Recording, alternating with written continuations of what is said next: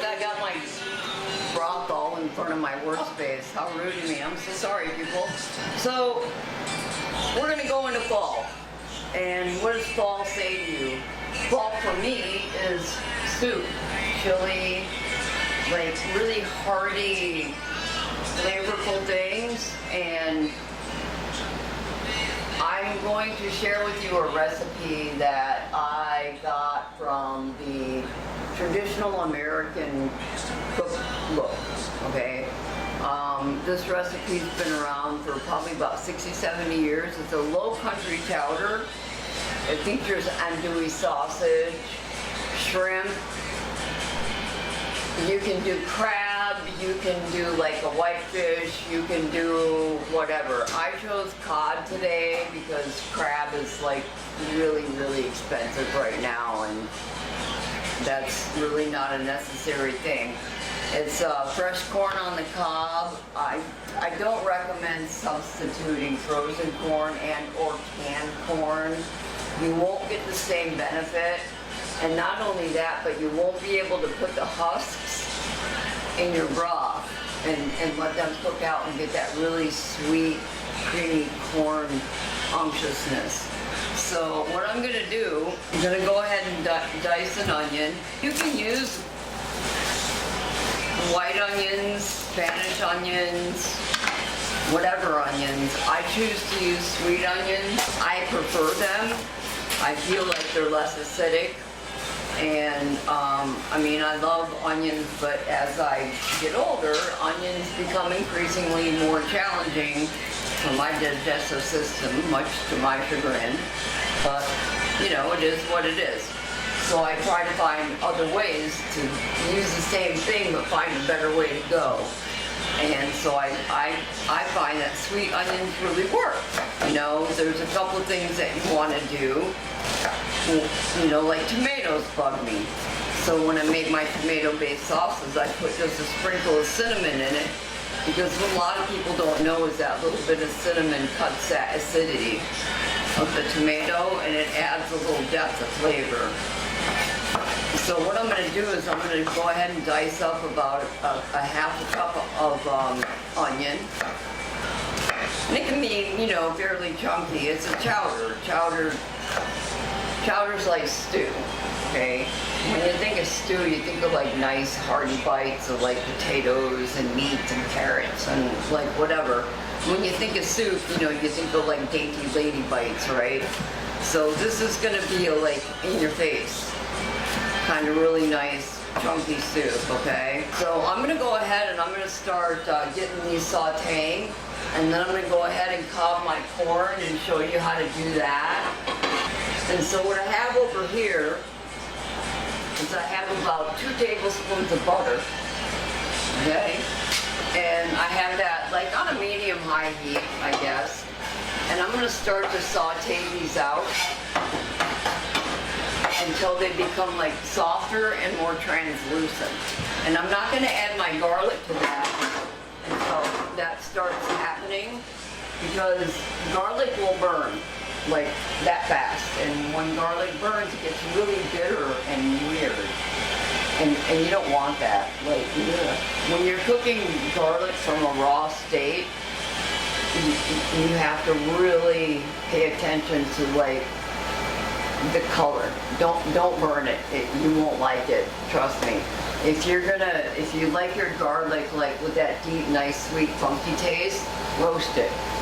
Take the clove top and cut it off, pour some olive oil, salt and pepper on it, throw it in the oven in a pan for about 350 degrees until it starts turning brown.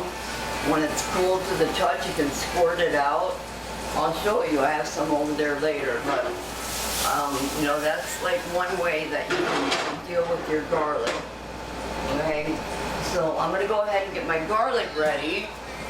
What I typically do is I'll take and cut the whole top off just like that. And what I'll do is I'll put this on a like in a cast iron pan with a few of his brothers, and I'll pour some olive oil and salt and pepper on it, and I'll let it roast until it starts to caramelize. And I'll take it out of the oven and I'll squeeze it out of its skin And when you squeeze it out of the skin, it looks like this. Okay, now I would never eat a piece of raw garlic, but I'm gonna get Darcy to eat a piece of it right now.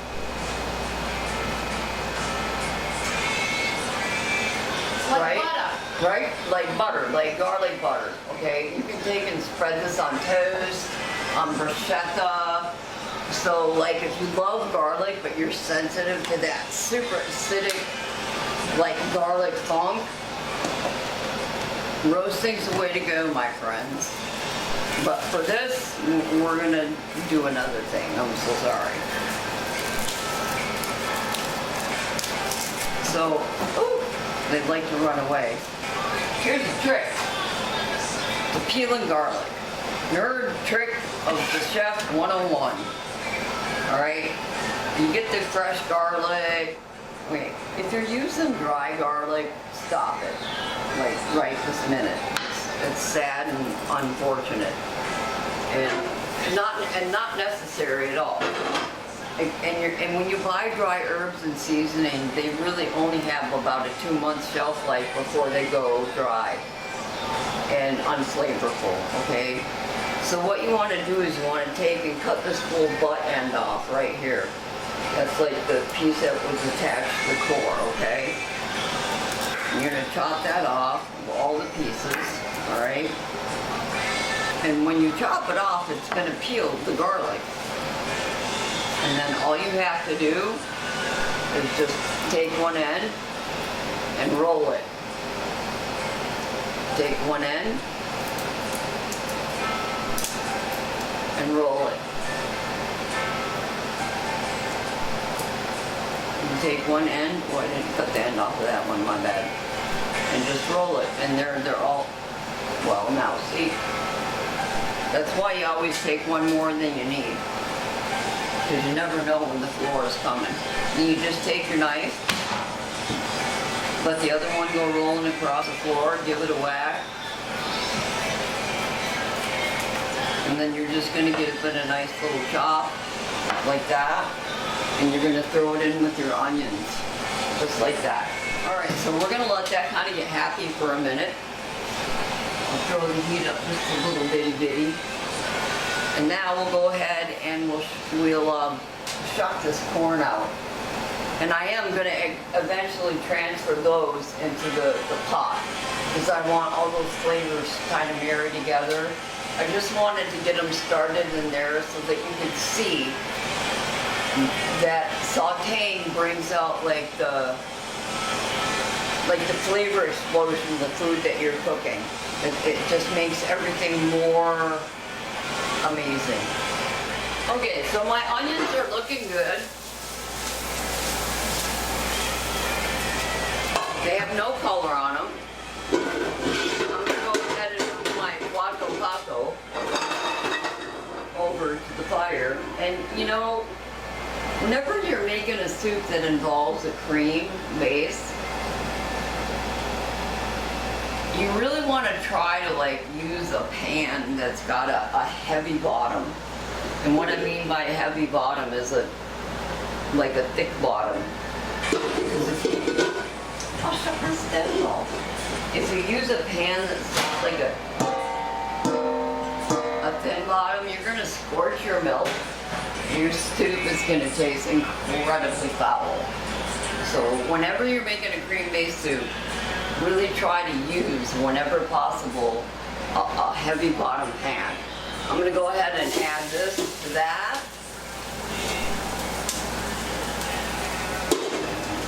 And now we're going to start building up our flavor. To this, I'm going to add 18 pieces of andouille sausage. Okay? I'm going to dump that in there. Pop the heat down to about medium.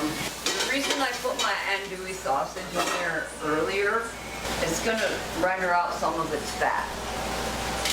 And it's going to add that fat to the onions. Okay? So now what we're doing is what we call building flavor. Okay? So you want to take each thing and saute it out. 3 minutes, 3 minutes, 3 minutes, 3 minutes. And then you put your potatoes in when you're at like, when I put my mushrooms in to brown, I'll add my potatoes because they take the longest to cook. And I didn't pre-cook them, so I'm gonna dice them really small so they cook appropriately. Typically what I would do is I would parboil them first and cool them, and then add them to the soup toward the end when I added the shrimp, and that would be about enough time to cook them.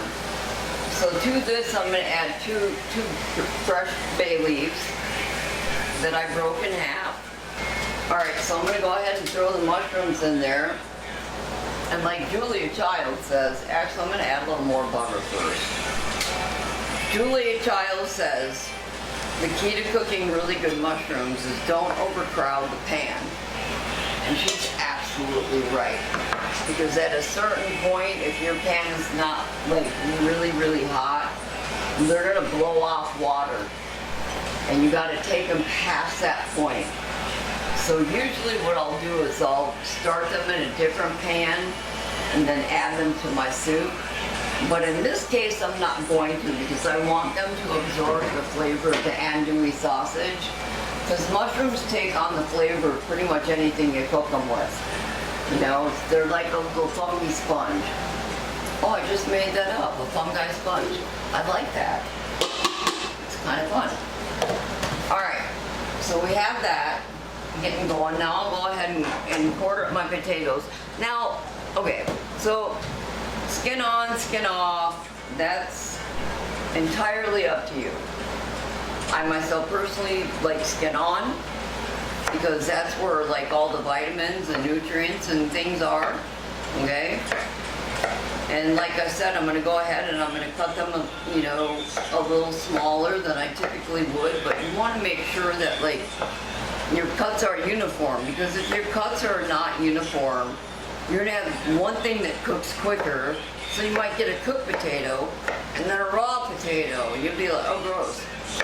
How did that happen? Well, that's because you didn't make, you know, people don't think that knife cuts matter, but they do. I mean, to a chef, they do, you know, but it will dramatically change, like, the cook time of your food and how the end product ends out. So I took like, I think it was like 6 little tiny red potatoes, and I cut them in quarters, and I'll go ahead and add them because, yeah, I'm gonna show off for a second, I'm sorry. If I cut myself, then it's on me. Alright. I think that's enough. We'll set that aside. Now, right before I add the broth, I'm gonna ramp this heat up. Now, it calls for 1 can of cream of mushroom soup, and I would imagine that this actual traditional recipe does that as a thickening agent. I myself would use a roux, and I'll teach you how to make that at another time when we do another chowder. I promise. All roux is flour and butter cooked out for 3 minutes, so it doesn't taste like you're eating a bag of flour. I mean, makes the best sawmill gravy, like pepper sausage gravy, that you can get like at the Chocolate Moose or at the Coffee Landing. Who has the most religious sausage gravy ever? Stephanie's got it on lock. All right, so we've got a good little thing going on with this in count. Okay, so what I'm gonna do now is I'm gonna go ahead and add, I use cooking stock. Okay, there is a difference. Cooking stock is made from roasted chicken. Okay, chicken broth is made from bouillon. They just dilute it and make it handier for you to use. I find that they roast this with veg, and it's deep roasted chicken, and it's actual chicken. I really like this. It gives a great body to the soup. And what have I got? I got 32 ounces of that. So I'm gonna go ahead and add that in there. I'm gonna add my potatoes in there. And now what I'm gonna do is I'm gonna like bring that up to a real quick boil, and I'm gonna move it to the back burner. And then I'm gonna cob my corn, because what I wanna do with the corn is I wanna put a little color on them. Okay, I don't wanna turn on the oven to roast them, so I'm gonna pan saute them, right? And then later on, when I show you the arugula 101, I'm gonna use that same pan to do the arugula in. Because I discovered something about arugula the other day that blew my little chef brain like right out of my head. And that was sauteed arugula with fresh baby spinach, and it was like so freaking delicious. I can't even tell you how delicious it was. It was that delicious. Now, cobbing corn is very important that you not think that you're so amazing that you can. I'm not even as amazing enough that I think that I could cob this from top to bottom, standing on an end that I don't trust, okay?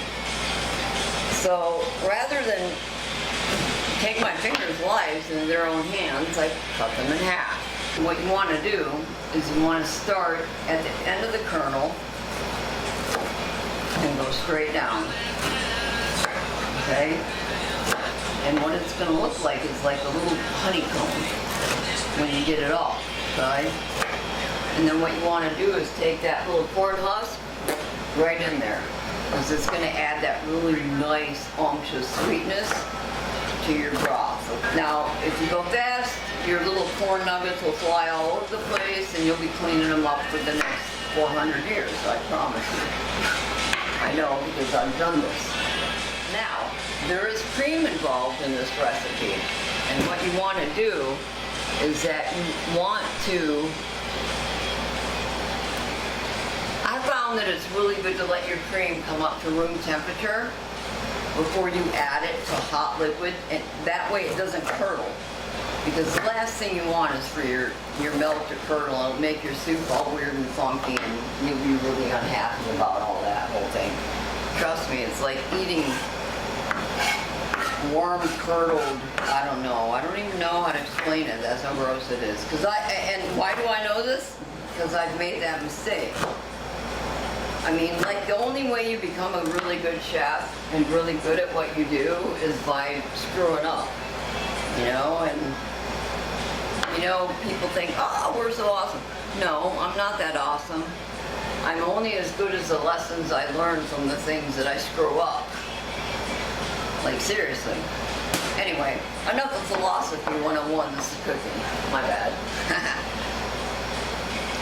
So, I'm thinking what I would like to do is I would like to have a contest. And I would like to inspire people to take an interest in our heritage food, in our community food, in our ethnic background food. So I would really like to take a day where I could work with someone in the kitchen and teach them my techniques of how to make their favorite dish. I don't really care what it is. I want you to tell me what it is and why you want to learn how to make it, so that I can teach you how to make it and you can make it and blow your friends away. So I encourage you guys not just to watch, but to participate in all the crazy weird things I do. Because I do crazy weird things. But I love the culture of our food. It's deeply rooted in Ukrainian, Romanian, Norwegian kind of roots, and I like to kind of stay close to those roots, you know? So I got my soup back here, simmering away. I'm gonna go ahead and put that pan on the fire and add some butter to it. Yes, butter makes everything better, guys. Anybody tells you different, they're a liar. And if they tell you margarine's better than butter, that's un-American. It's like not liking cold pizza for breakfast. Like white cheddar jalapeno cornbread that's going to go with it. We'll post a more desirable picture. All that is your favorite brand of cornbread mix, a half a cup of sharp, light, shredded cheddar cheese, 1/2 of a seeded jalapeno, diced very finely or small, as small as you can get it. And the variation is you can like crisp up some bacon and throw it in there, like whatever, but like the sky's the limit, you know what I mean? But I top it with melted butter and honey. It's like a jalapeno cheddar sweet cornbread. And I serve it with my chili, and I serve it with my chowders. And it's just like a really nice accomplishment to the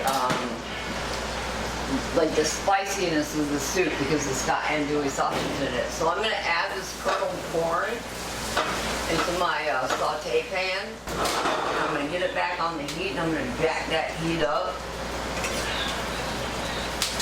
And I'm going to move the soup over where I can keep a better eye on it. And now, like, when I'm looking into the soup, I can see, like, the milk from the corn cobs starting to push out. Now, the recipe calls for a little Old Bay, and I don't have Old Bay, so I'm going to use just a little bit of blackening seasoning, because it's so close to Old Bay. And then what I'm going to do is I'm going to saute this until it starts to get like a little color on it. And then I'm going to throw it in with the corn.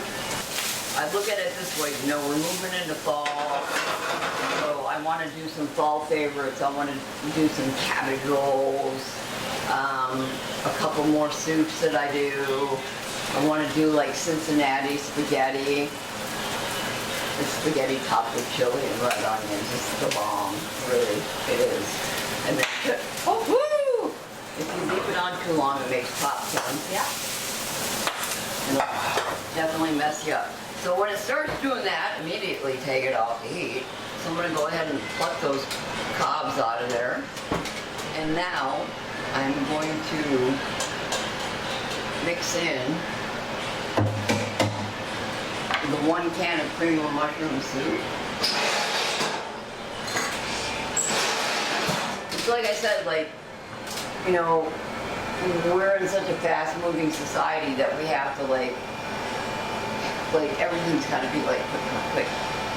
If I made this, I would not use cream of mushroom soup. I would build the soup based on a cream of mushroom soup base. But again, like I feel that they're using it for the purposes of thickening it as opposed to a roux, which is fine. And I love Campbell's mushroom soup. Who doesn't? You know what I mean? Now I'm going to go ahead and add the corn.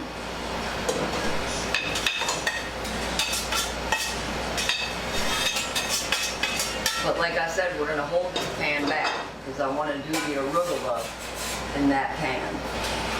And we're going to add the half and half. I don't like what is it, like a milk grenade. Boom! Oh. Always open it over like whatever you're doing.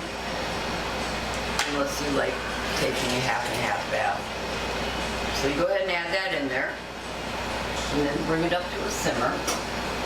And you're going to kind of let that hang out for about like 10 minutes.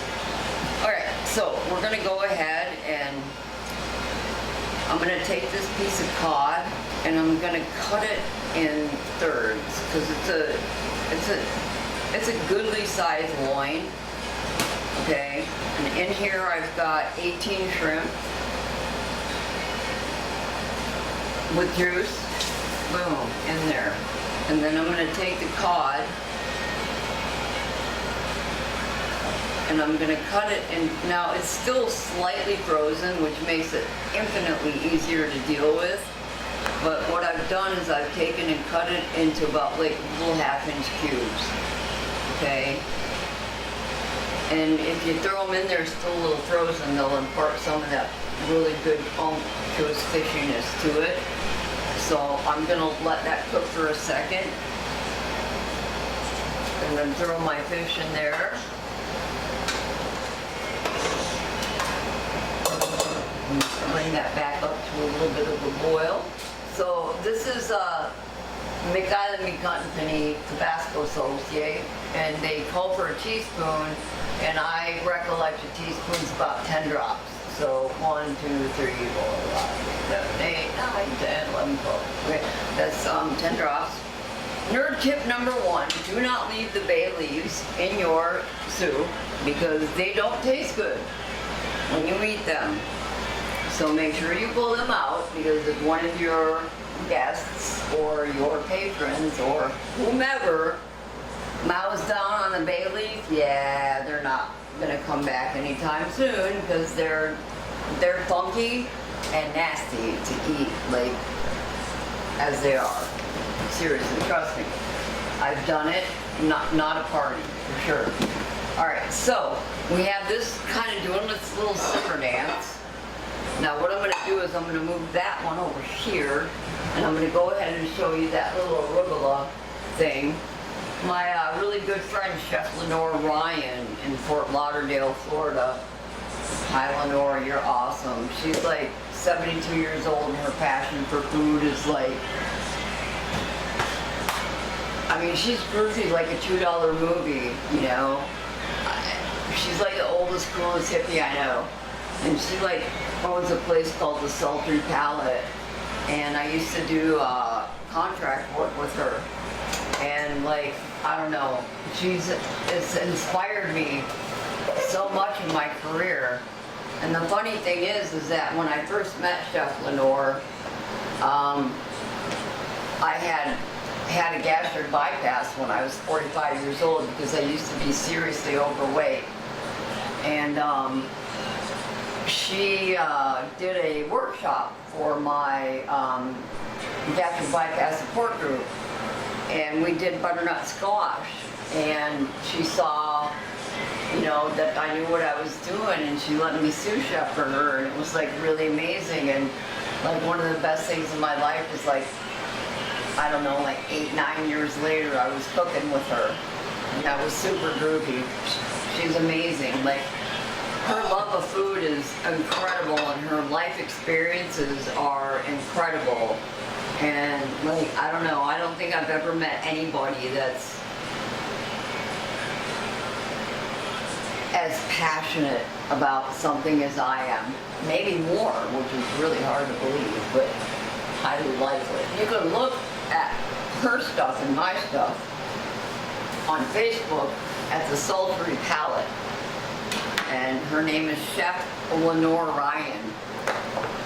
And she's amazing. She did this champagne and buttered poached lobster last week with like a sweet curry sauce. It was amazing. So anyway, I digress. So we're gonna do the arugula, and I'm gonna take a little more butter. Yes, butter. See, I told you, butter is better for everything. And I'm gonna put a little of that butter in my pan, and I'm gonna take a little of this roasted garlic, and I'm gonna mash it into like a little bit of a paste. Okay? And you can do it with the back of your knife. And it'll look like that. And you're just gonna go ahead and throw that in with the butter. Let it kind of hang out for a second.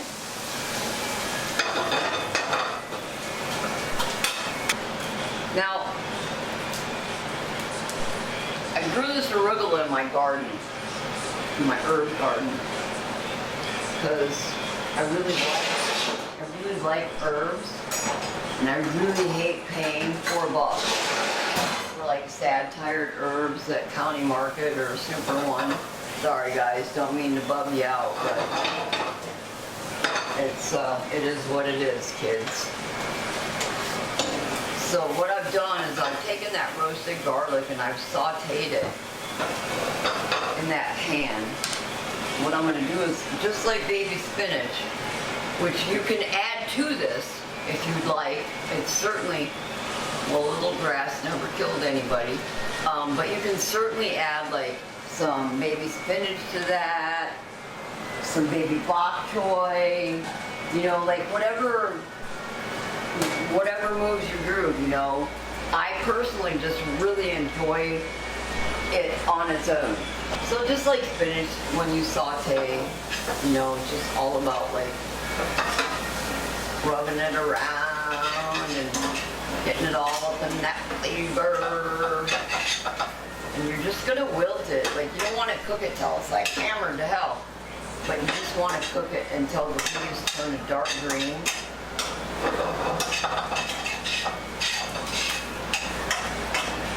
So you can see like how they're getting that really nice dark green color. And that's about as far as I would take them. Low country chowder with white cheddar and jalapeno sweet cornbread.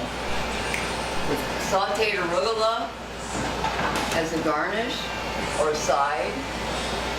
You can add that to like your kale or your spinach, whatever. So I hope you enjoy it. I want you all to like check in with the Come Cook with Blue and we'll make it happen. Welcome to fall, y'all. Yum, yum. Let's do some.